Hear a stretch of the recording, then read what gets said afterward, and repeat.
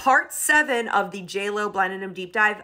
This is that super long blind item about her lip syncing, okay? It might end up being like longer than a 10-minute TikTok. I might have 2 parts for this fucking one blind item, but I just saw a comment, I can't find it now, from someone saying that there's a woman on TikTok who said that she sang the vocals on, I think it's Jenny from the Block, I could be wrong, and that she only got paid $3,500. I wonder if this is the woman. I'm old and I do struggle with reading on computers, so pardon me while I be blind for a second.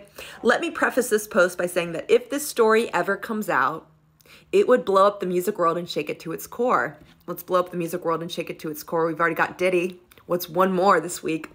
This would put the Milli Vanilli scandal and Ashley Simpson SNL situation so far down the ladder, would be crazy.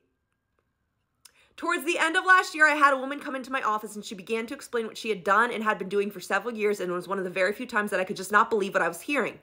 I know the music industry inside out, and I've never heard of something so extensive and pervasive as this. So Diddy must have been involved.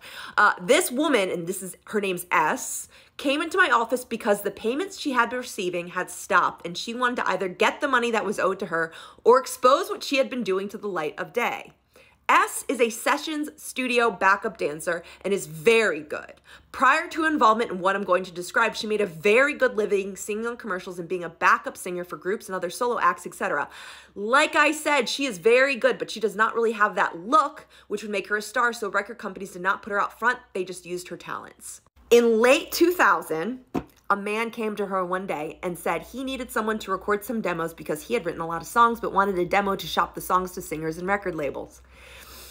This is not unusual at all, and she had done this type of work before and it paid pretty well, so she agreed. What was unusual about her recording of the demos was how much work was put into the actual recordings. It was extensive. Generally, there's not much time to put into the recordings because you never really know if the song will even sell. Plus, like, that studio time is very expensive, by the way, and the money spent on recording could be put to better uses. These demos she was recording were actually being treated as if they were going to be released on a CD or radio.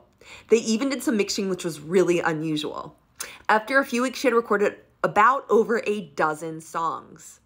And she went on her way and was really oblivious to anything else pertaining to it until several months later, she was in the car and heard her voice coming from the radio, only it was another singer being given credit. We will call this other singer MV for Milli Vanilli. This is Jilly Vanilli. J-No.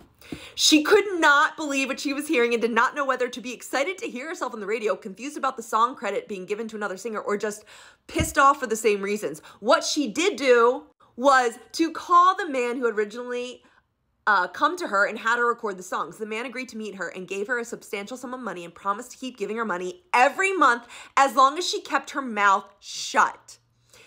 Milli Vanilli was taking off. Milli Vanilli has had several top 40 songs and CDs. They could have gone to #1 or languished in the 30s. I really cannot go into much more detail or else it would be too easy to discover, and we now know who it is.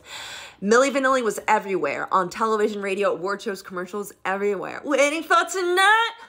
Meanwhile, S continued to get money every month and kept her big little secret to herself. The guy who picked S was very lucky. Most singers would have caused a fuss, but S has always been in the background and was resigned to the fact that she always would be, and was very happy just to be taking the money and did not want that to stop. About 9 months go by, and S is called by the guy because Milli Vanilli is going on tour. And they want S to record some extra mixes and such for the tour. She agrees and does not really do much, but money is money. Fast forward another year or so when S stops receiving money, and after a few months of missed payment, calls the guy who explains that they need S to do another CD and then the payments can continue. But there's no more money unless she does more recordings. S agrees and records another CD worth of songs, which is released several months later and does even better than the first CD. This same process is repeated. I'm not going to tell you the number of CDs because, again, you may be able to deduce, and so I'll just say the process repeated itself several times. So it sounds like all of J-Lo's albums from the 90s to the 2000s until whatever, this woman, S, sang S, who are you? Come find me. I think you sang all of the songs for J-Lo. Well, everything goes well for the most part for all these years, and then no more payments and no more calls, and she cannot even locate our mystery man. S has not received a payment in 6 months when she came into my office and related this story. She did not even know the guy's name, but when she described him, I knew who he was and was even more floored than I had been previously. This was just something I'd really not heard before. I had heard of really altering voices in the recording studios and bringing in hired hands for one song or a large portion of a song, but never CD after CD. And even doing extra work so a live performance would not sound staged. I told her I needed some time to check in to her story and then we could proceed. It took 2 calls before I got the guy on the phone, and he was fucking scared, angry, threatening, and remorseful, everything. It turns out the reason he had stopped making payments was he had been playing some shell games with the money between the record company, Milli Vanilli's earnings, and Milli Vanilli's investments, and just did not have additional money. In addition, Milli Vanilli was not sure she wanted to continue on with what had been happening, so J-Lo knew about all this, by the way.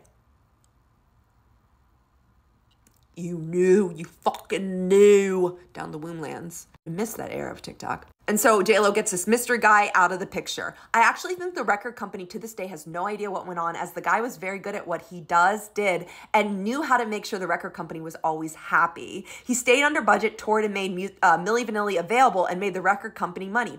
So a meeting was arranged in my office, and S and Milli Vanilli finally met face to face. They had never done so, even though it was S who made Milli Vanilli a star. Milli Vanilli was rude, to say the least, when she saw what S looked like, and it really upset me, although S, being her normal classy self, could have cared less.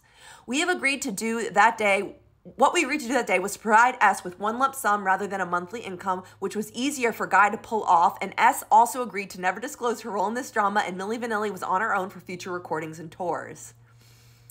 Is this why she switched to just focus on her acting career? This involved literally millions of CDs and hundreds of concerts all over the world. The one thing I did get out of this, besides my fee, of course, is a gold record autographed by S and by Milli Vanilli. I know it is the only one in the world. And it says the guy is probably Benny Medina. Wow, that was really a blind item about how, for her entire... until this, maybe this is why she's did a whole documentary for this album, because it's the only one she actually sang. That's why it's so bad. Alexa, play Karma by Taylor Swift, because she actually knows how to sing.